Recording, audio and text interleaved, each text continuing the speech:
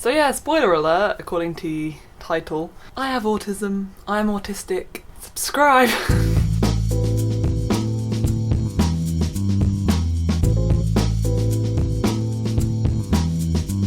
In this period of time in which there is high anxiety everywhere, I've been suffering a lot because of my autism, so hopefully this video will also give you some pointers on how to deal with just anxiety in general, because these are trying times for us all. I've been really nervous to make this video because it's quite a loaded label, although there has been a lot to destigmatize it in media, YouTube for instance. Anthony Padilla's video was really good.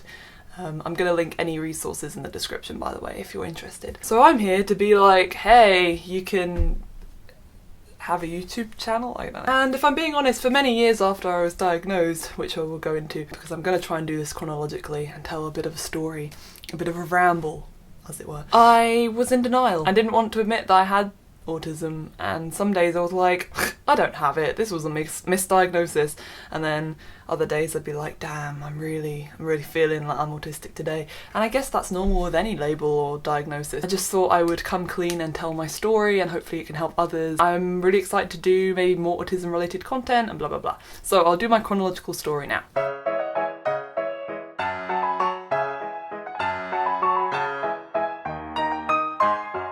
So the backstory is, I was a pretty happy child. I had a lot of friends in primary school, I had a very vivid, and still do, imagination, I had a really great time, and I was put in the gifted and talented roster and had special tasks to do myself. Apparently I was special, which is not what you want to tell children because then they get a complex about that.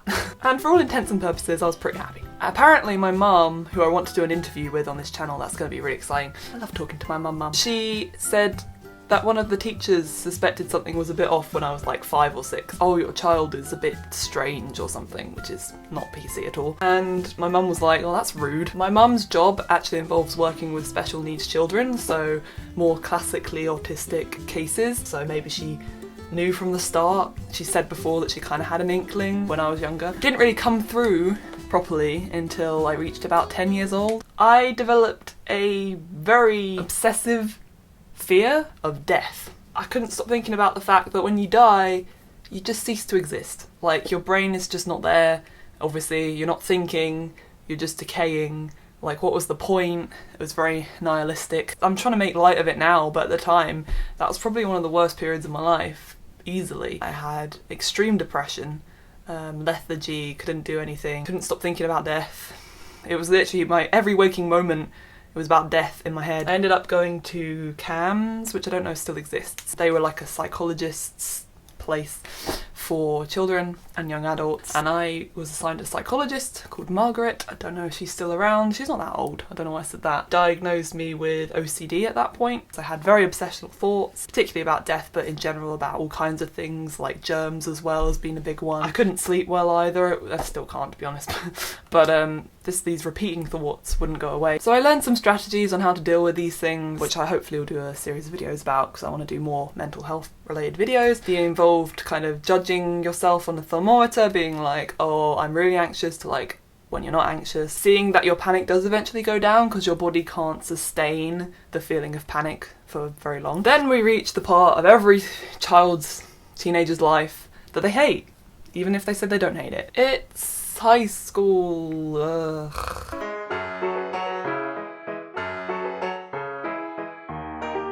I could easily say that years 7 to year 9 were like the worst years of my life, like 100%. I couldn't believe how lucky I'd had it in primary school. Since reception, people had known me, which is the year before year 1. Need to have a drink, one sec. And now all of a sudden, no one knew me. And I didn't know how to make friends because I'd always had friends, so now I had to like try and make them, and I was like, I don't know how to do that. I didn't know what to talk about with anyone. I was constantly shifted aside. Everyone else went to this other high school and I was the only one going to my high school. This being alone thing was pretty persistent for like a few months. I remember just eating my lunch on my own in year 7 and just being like, this is fun. No one likes me. I felt so out of my depth, so noisy, so smelly. The other kids were so unpredictable. In high school, everyone like has an agenda. It was awful. It was so bad. I had 3 years of hell where I just didn't fit in anywhere. I always felt like I was on the edge of a group. I did find a friendship group eventually. That was quite fun because there was a lot of us, but at the same time I was still the one that was considered the ugliest, the least approachable. I was doing quite well in school, like grades wise, but everyone just didn't like me. Like, they just were like, who is this weirdo who doesn't fit in? And I was like, oh. And there were definitely other weirdos, but because I was so in denial of how weird I was, I thought everyone else was just being mean. I just didn't join them. In hindsight, I wish I'd joined the nerdy group because that would have been fucking great. One summer, I discovered health and fitness. Mostly through the Wii Fit. Does anyone else remember that? I was like, why don't I just do everything at once and be like a super girly person? Or like loads of makeup, still quite subtle. I didn't want to look too out there. I didn't want to stand out too much, but I still wore makeup. Because I was so anxious at school, I can't remember what her title was, but she was a lady who could basically talk to if you were like anxious. So I had like a little room I could go into and talk to her about things, and she was really lovely. She really helped me put my mind at ease at school, so I wasn't just like bottling it up the entire day and then coming home and exploding in my mum's face with all of the horrible things I'd gone through. But anyway, she kind of like picked up on the fact that my coping mechanism, play The Sims 2, which I still do. It's a great game. That was my obsession. That was like my niche interest. And they were like, have you ever looked up autism? Have you ever looked up the traits? And I was like, no. I was like, I don't know what this is, so I'm gonna look this up. And lo and behold, nearly every bullet point about autism resonated with me. One thing led to another. I got referred a few times and then ended up getting a diagnosis the day before I was 15 years old, which also coincided with when I was trying my utmost hardest not to stand out. I was trying to mask all of what I looked like and how I felt. Fresh on the back of this diagnosis, I was like, this is a lie. Even now, I know that I'm quite passing, is that the word? Like, no one would ever know. If you know me well enough, you probably would suss something. I didn't want to be seen as something different from the norm. Although it's a very helpful label in hindsight, and like now I kind of love the fact I'm autistic. I didn't feel like I connected with it. Lots of people say when they're first diagnosed, they like have this light bulb moment, and I was like, no, not really. I felt like it was a hindrance. I felt like it was something that was bad, and I didn't want that.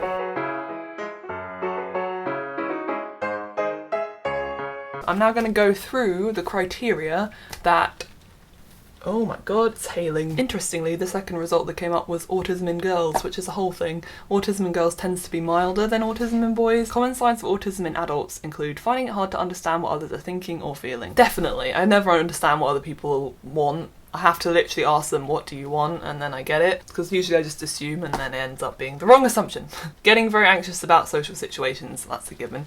Finding it hard to make friends or preferring to be on your own. I now have friends, or actually I have one best friend. Quite a lot of people that I would consider friends, they probably don't even think I'm their friend because I'm just never talk to them. My version of a friend is so different from like the conventional sense. Like I could talk to someone and be like, oh, they're my friend, like my friend said that. And I'd be like, are they my friend? I don't think I've seen them in person for like 6 months.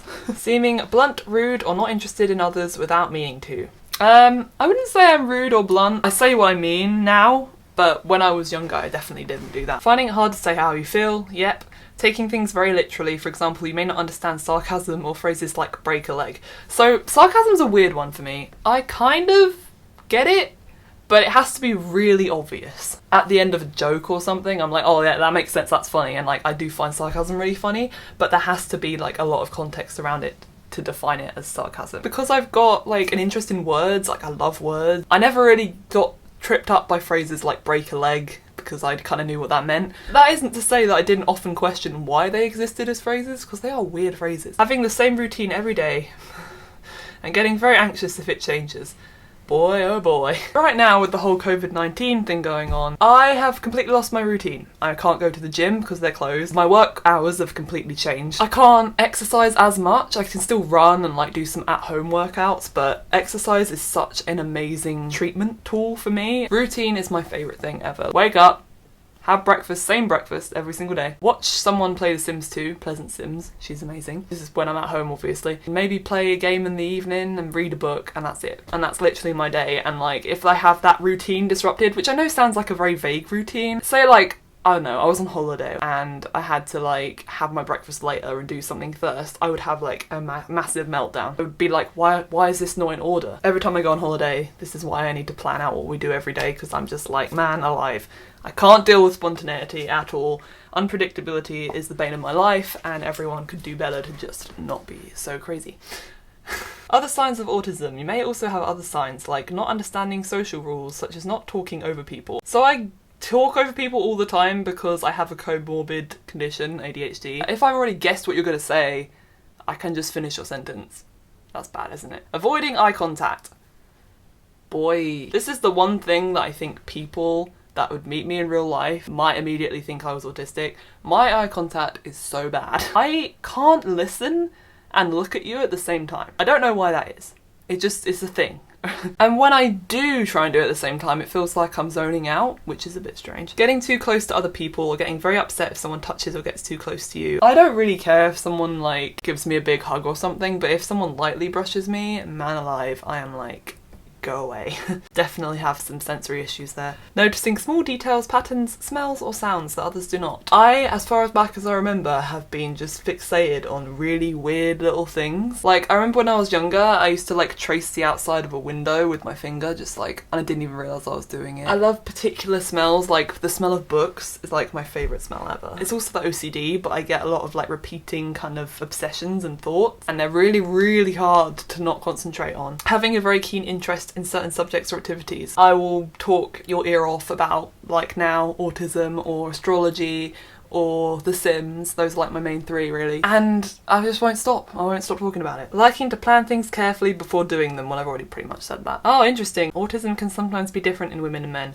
For example, autistic women may be quieter, may hide their feelings, and may appear to cope better with social situations. This means it can be harder to tell if you're autistic if you're a woman. Very true. Yeah, those are the main signs. One of the stereotypes of autism is that it's boys.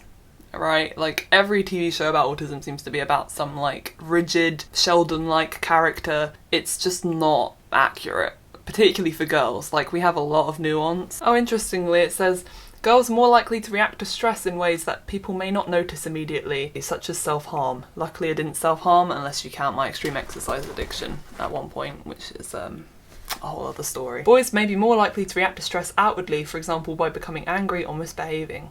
This behaviour is more visible, so that may flag up their autism sooner. Girls may have more self-awareness and be more conscious of fitting in socially. This can mean they are able to hide the symptoms of autism in childhood. The last little trait that I'm going to talk about is stimming. So stimming is a really weird word, but basically it means like self-soothing behaviours. I have loads, like I twiddle my hair a lot. I have a very specific rocking motion that I do.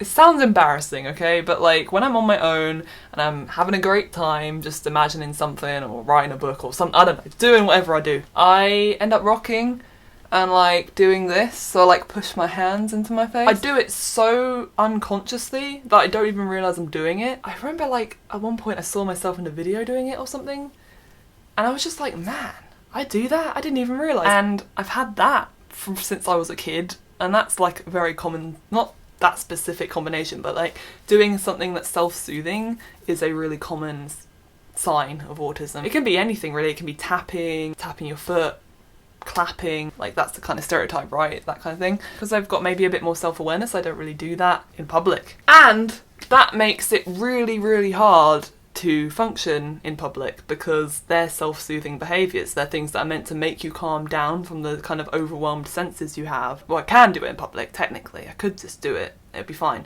But everyone around you, like the people that are neurotypical, are going to judge you, in my opinion. It's annoying because there's still a lot of stigma around it, and like even if I saw someone doing something a bit out of the blue like that, I would be, whoa, they're a bit strange. Which is a shame because it shouldn't be seen as that. It's your own calming down mechanism, and then as soon as I come home it all kind of comes out in a vengeance, and it causes a lot of stress, it causes a lot of anxieties.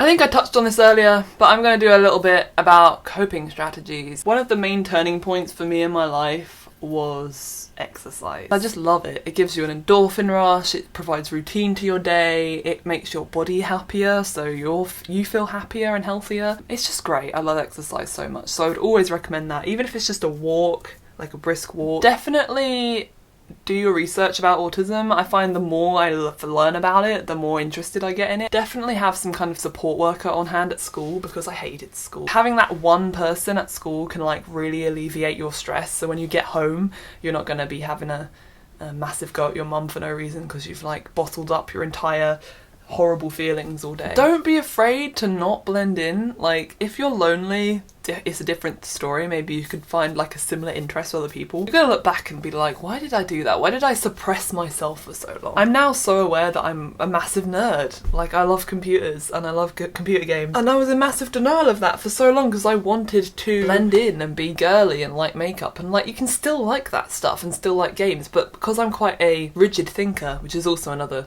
sign. God, there's so many signs, but you have to look these up. I can't fit in my head in two boxes like that, even though you can. Just don't bother trying to blend in, just be yourself. Like, I know my sense of humour and I know how wacky it can be, and I just embrace it now. I'm like, that's me, that's my personality, that's Neve, right? I think of myself as Neve, who happens to also have problems in her life that come about from these issues from autism. Does that make sense? There's a kind of contentious issue in the autism community a little bit where it's like, do I say I'm autistic or I have autism? To be honest, I just think they're the same thing, so I don't really have an opinion on that. Like, everyone's a whole combination of things, and this is one big part of my life, but it's quite a subtle and like not always going to be in your face kind of one. I don't want this video to make people be like, oh wow, she's the autistic one.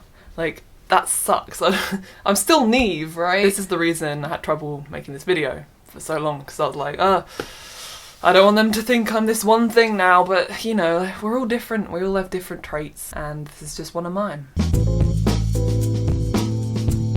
And it's National Autism Awareness Week next week. I don't really know what's going on with that because, you know, virus. So happy that this week exists. It's going to bring so much visibility to people on the spectrum, to embrace the positives. Speaking of that, I'm going to end on that. It makes social relations awkward in favour of having an intense interest in something which could potentially benefit the world. There are so many scientists out there and famous people who have autism. These are people that have changed the world in some respect. I'm not saying that everyone with autism changes the world, but what I'm saying is they had these skills because they're autistic, and then they use them to change the world. For all the sensory issues, for all of the social issues, you have all of these amazing other traits, a special interest, and that can be even around like animals and people. Lots of autistic people love animals and they'll do conservation work on them. High intelligence. It makes you your own person. I'll link a few YouTube creators down below as well, ones I follow about autism, and they do great videos on it, and I really hope you enjoyed this video. Little backstory into my life, and hopefully it will explain a lot about my quirkiness, and hopefully it helps somebody out there to know they're not alone, to know that I have this condition and I'm doing okay. I don't want to show off, but you know, I've got a job. Most autistic people are not in employment, which is crazy. I live at home still, but you know, like, I'm working on it. I know my interests and my passions, and I try and pursue them where I can. And I have the bestest friend ever. I have a boyfriend who I love to pieces. You get there. So if you're struggling, don't worry about it. I'll be doing more videos about mental health, but this is just because of the Autism Awareness Week. Okay, thank you for watching. Please subscribe if you haven't already. I am trying to be more consistent. I think my next video is going to be an astrology one. It's going to be about reading your own chart. Look out for that one. Stay safe in this strange, turbulent time. Goodbye.